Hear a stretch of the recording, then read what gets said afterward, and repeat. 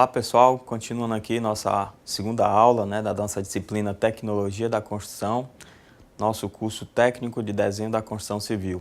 Novamente com o professor Jean Carlos Rodrigues de Brito, especialista em segurança do trabalho e engenheiro civil. Bom, nosso roteiro de aula hoje, nós vamos estudar alvenarias, alvenarias de concreto, de madeira, estruturas de aço, certo? E nós vamos apresentar também os diversos tipos de lajes de concreto, Então, os tipos que são utilizados aí na construção civil, para que a gente tenha aí a noção das tecnologias empregadas na construção civil.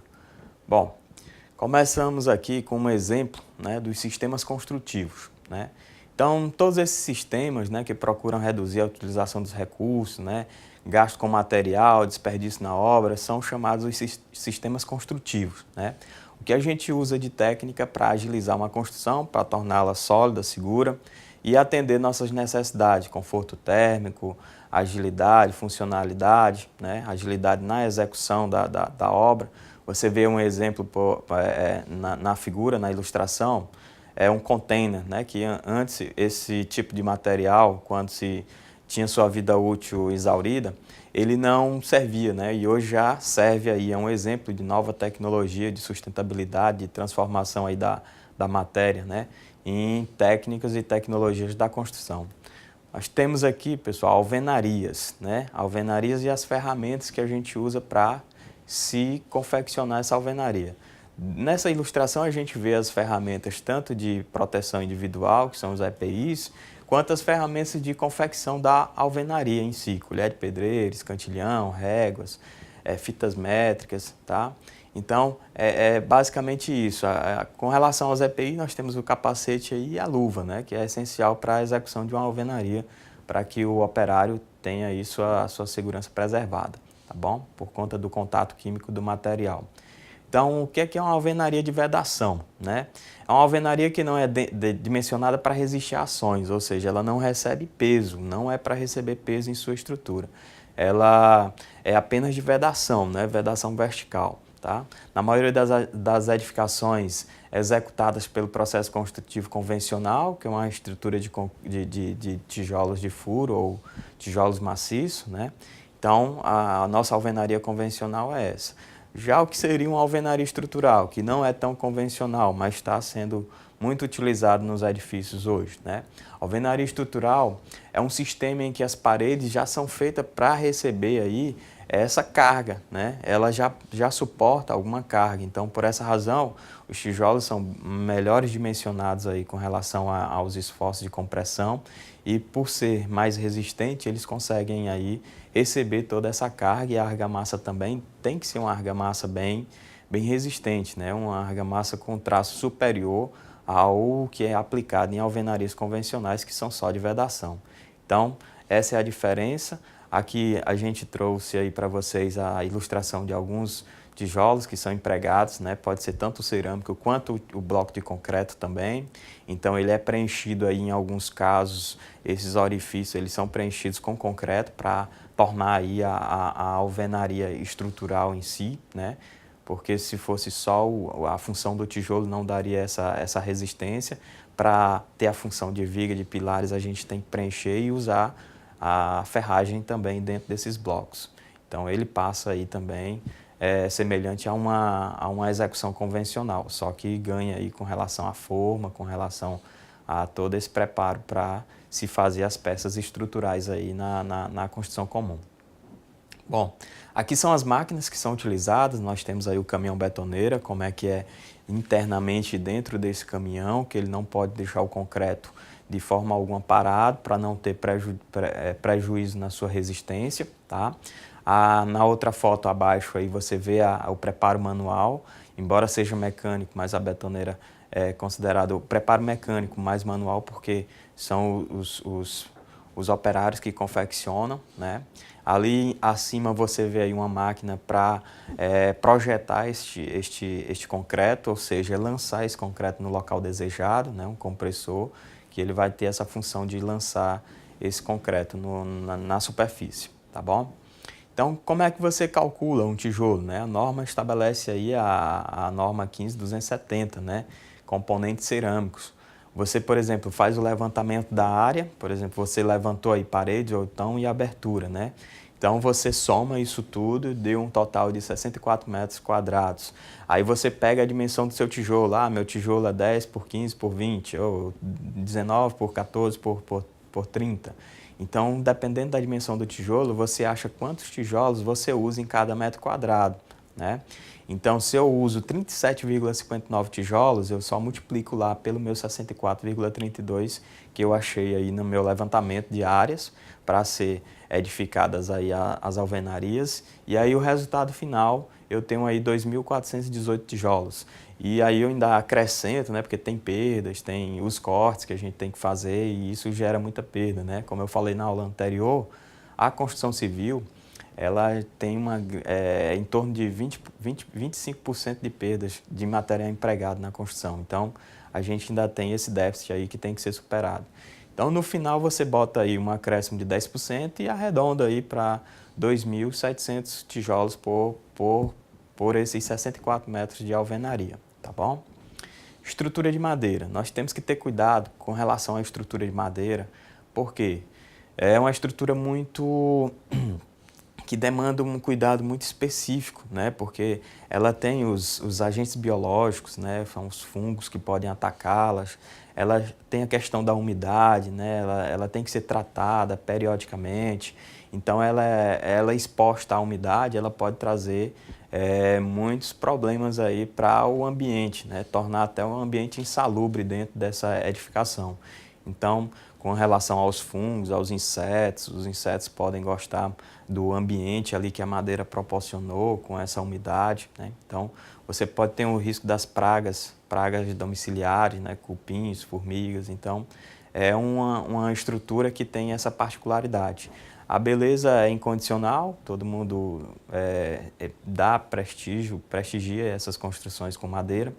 Então, é muito indicada também para as regiões onde existe muita maresia, né? Uma agressividade do meio ambiente muito grande, então a madeira suporta bem essas situações.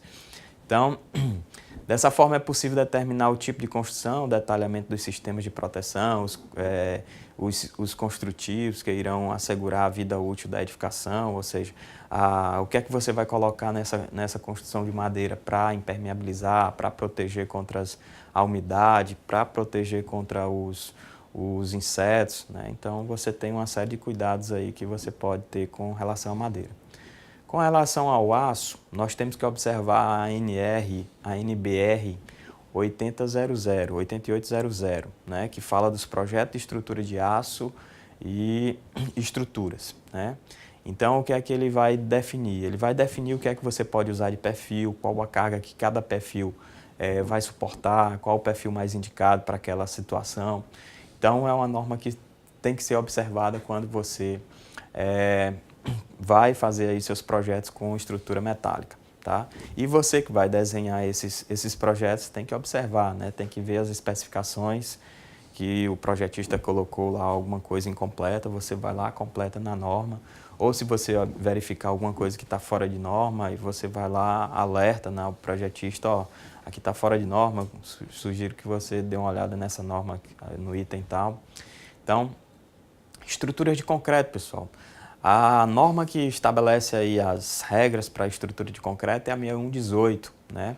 Então, a 6118 sempre é observado, por exemplo, dimensões de pilares, dimensões mínimas, né? Seções mínimas, taxa de aço mínima dentro de pilares, seções mínimas de viga. Então, o cobrimento das armaduras, né? Para que a gente não venha ter problema com patologia, que a gente vai ver no final do slide aí, as patologias que envolvem esses tipos de construções, tá? Então, a gente tem tudo isso. Voltando aqui à madeira, né? Nós temos as propriedades mecânicas da madeira. Temos dureza, temos resistência à flexão, resistência ao choque, resistência ao corte. Então, ela é excelente nesses quesitos, né? Nessas propriedades, tá? Então, com relação ao concreto, as propriedades do concreto no estado fresco, ele tem propriedade ímpar. No estado sólido ele tem outro tipo de propriedade, né? Por exemplo, no estado fresco ele é consistente, ele tem um teor de ar incorporado e a massa específica também é densa, né? No estado endurecido, resistência à compressão, atração, flexão, tudo isso que a gente exige aí de uma estrutura sólida, né? Massa específica também, coeficiente de dilatação térmica, então ele tem a capacidade de expandir, módulo de elasticidade também, ele, embora ele tenha deixado de ser um concreto do estado fresco para o endurecido, ele tem também, todo o material tem seu módulo de elasticidade, ou seja, ele não está de fato ali rígido 100%, ele pode variar aí a sua elasticidade, pode voltar também para seu estado normal, né? Retração também, ele consegue reter aí a água, né, a umidade, né, outra propriedade do concreto. Aqui esse quadro traz aí os tipos de ligas metálicas que você pode usar na construção civil e o uso também, né? Para cada tipo de liga tem seu uso. Por exemplo, você não vai usar ouro para fazer concreto armado, né? Porque, primeiro, por conta do valor, né? Segundo, por conta da resistência do ouro e por conta do preço também, né? Então, cada liga metálica tem aí a sua propriedade, tem o seu destino correto, né? Então, aqui, pessoal, a gente traz para vocês uma relação das seções de pilares que podem existir. Pilares em concreto armado, né? Então, o que é um pilar? Pilar é um elemento estrutural vertical usado normalmente para receber os esforços diagonais, tá? A uma edificação, transferi-lo para outros elementos, como as fundações. Então, eles costumam ser associados no sistema laje-viga-pilar, né? Então, o pilar transfere para a fundação embaixo da edificação. Aí, a fundação, a gente viu na aula 1 qual é os conceitos de fundação, quais são os tipos. A gente falou de estacas, sapatas, tubulões, né? Então, aqui a gente fala do pilar, né? O pilar, ele transfere para a fundação e a fundação já recebe de outro elemento estrutural, que é a viga, né? E aqui a gente trouxe aqui uma representação das seções dos pilares, como é que pode ser feito. Pode ser T, pode ser retangular, pode ser quadrado, pode ser esse X aí, pode ser circular, né? Então, nós temos todos esses tipos, pode ser Y, I, tá? U. Então, nós temos todos esses tipos de pilares, tá bom? Aqui a gente já traz o conceito de viga e a seção de uma viga, né? Então, as seções que a gente apresenta são esses 3 modelos, mas tem mais modelos de viga, mas os comumente usados são esses, tá? Uma viga é um elemento estrutural sujeito a cargas transversais, né? A viga é geralmente usada no sistema laje-viga-pilar, porque os 3 compõem, né? Para transferir os esforços verticais recebidos da laje para o pilar ou para transmitir uma carga concentrada, caso sirva de apoio a um pilar, né? Então, esse é o conceito de viga. Agora, já que a gente está falando no sistema laje-pilar-viga, né? Aliás, pilar, viga, laje, né? Pela ordem aí de execução, tá? A gente traz aqui o conceito de laje, né? E os tipos de laje. Nós temos lajes maciças, moldadas na obra, lajes simples, cogumelo, nervurada, lajes pré-moldadas, tipo lajes pré-moldadas treliças, né? Lajes cerâmicas com isopor, painéis treliçados, alveolares. Então, todas essas referências são referências de laje. E aí o projetista vai especificar qual o melhor tipo de laje no seu sistema construtivo, né? Na sua tecnologia de construção, qual o sistema de laje que ele vai empregar, né? Então, nós temos essas quantidades aí infinitas de tipos de laje, né? Então, laje simples, a mais comum, né, de se visualizar, né, é utilizada como modelo totalmente preenchido e apoiado por vigas de concreto, né, aumenta a sustentação e a armadura, são dispostos nos 2 sentidos da laje, né, de acordo com o projeto, ou seja, essa laje você coloca a malha, né, entrelaça a malha é o calculista que especifica qual o tipo de ferro, qual o comprimento que ela vai suportar, qual a cobertura, qual a espessura dessa laje. E aí você concreta, né? Você coloca a forma embaixo, no fundo da laje, e aí concreta ela de maneira que depois de um certo tempo ela já pode ser retirada esse escoramento, essa estrutura, e aí você tem sua laje maciça, que é a mais comum, né, nesses grandes prédios. A mais comum quando se fala em residência são as lajes de pré-moldadas, né, que é os trilhos, as cerâmicas ou os blocos de isopor, né. Aqui nós temos a cogumelo, né, então você observa aí como é que é a ferragem, como é que é o processo executivo, como é que ela se comporta no final, tá? Observem aí que os pilares têm uma estrutura que apoia nessa laje para que não dê punção, né, para que esses pilares não funcionem como uma ponta furando aí essa laje, tá? Então tem toda essa preocupação, tem todo esse cálculo aí nesse tipo de laje. Então é um modelo que lembra um pouco vazão simples, né, mais as diferenças aqui estruturadas e apoiadas em pilares, né, e não utilizado vigas. Então uma característica dela é que não se utiliza viga. Para garantir a sustentação, evitar os efeitos de punção que eu falei, né, então a gente coloca aí essa laje, é como se fosse uma laje maciça na cabeça do pilar, tá certo? Então, essas são as características da cogumelo. Nós temos a nervurada, que se parece muito com a cogumelo, né? Nervurada, esse desenho é formado por conta de uma armação, né, que é montada para sustentação, né, nas nervuras e preenchimentos não precisam ser exatamente de concreto, né, pode ser feito com isopor, então esse fundo dela não precisa ser de concreto, né, porque isso ia só colocar carga, né? Então esse concreto aí que poderia pegar onde a gente tem esse fundo falso aí, digamos assim, ele não precisa ser preenchido de concreto. Então estudou-se e com isso teve uma grande economia, tanto de peso na estrutura quanto de material, né, e mão de obra, né, para se fazer esse tipo de laje. Então é um avanço da tecnologia da construção também, né? Um grande exemplo aí de avanço no que diz a tecnologia da construção na engenharia, na construção civil. Aqui a mais comum para a gente é essa, agora essa sim é a mais comum, né? A gente vê muito nas nossas residências, são lajes pré-moldadas, tá? Então, são lajes na qual existem trilhos e os blocos cerâmicos. Esses blocos cerâmicos, eles podem ser substituídos aí, como a imagem mostra, por EPS, né? Que é o isopor que a gente conhece. Tá bom? Então a única função desses blocos cerâmicos é o quê? É servir de forma para a laje, né? Para o concreto que vem, para a malha que está em cima desse. Aí ainda vem uma malha de ferro em cima desse bloco cerâmico e aí, posterior o concreto, né? A argamassa com brita, areia e cimento. Tá? Aqui a laje de EPS, que é a mesma laje pré-fabricada, pré-moldada, que a gente citou no slide anterior.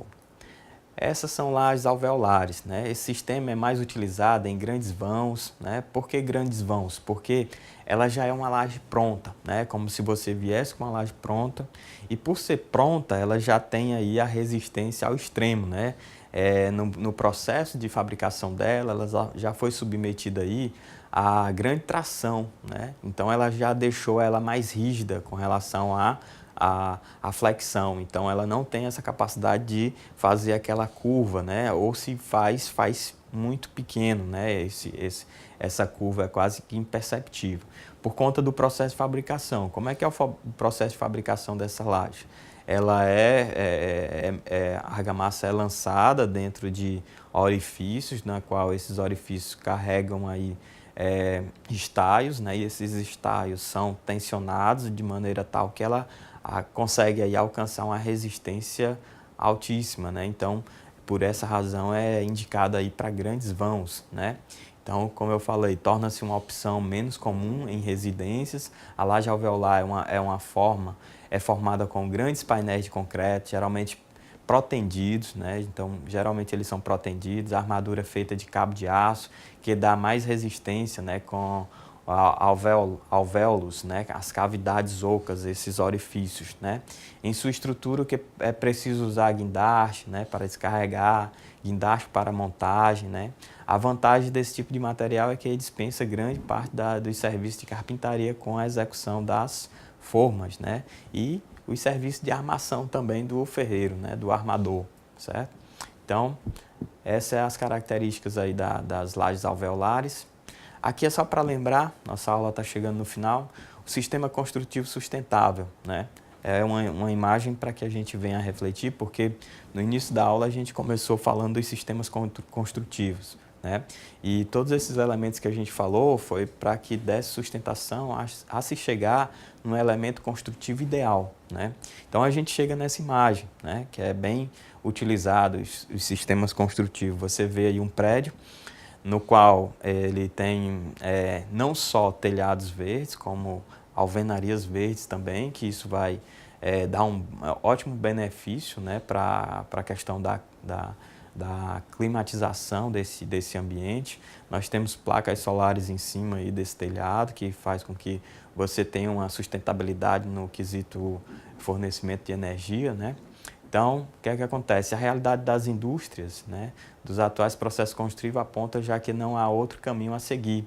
A sustentabilidade da construção é urgente e clama por novas tecnologias. Assim, o setor tem que se beneficiar com a chegada de soluções inovadoras, não habituais, né, porque não é habitual a gente ver isso, mas a gente tem que trabalhar para que venham a ser, né, que promove resultados vantajosos para a arquitetura verde. Dentre elas estão os chamados sistemas construtivos sustentáveis, que é esse exemplo, tá bom? Pessoal, essa é a nossa aula de hoje, tá? Fiquem aí com as nossas referências, então até a próxima aula. Estarei aqui aguardando vocês. Um grande abraço, bons estudos aí.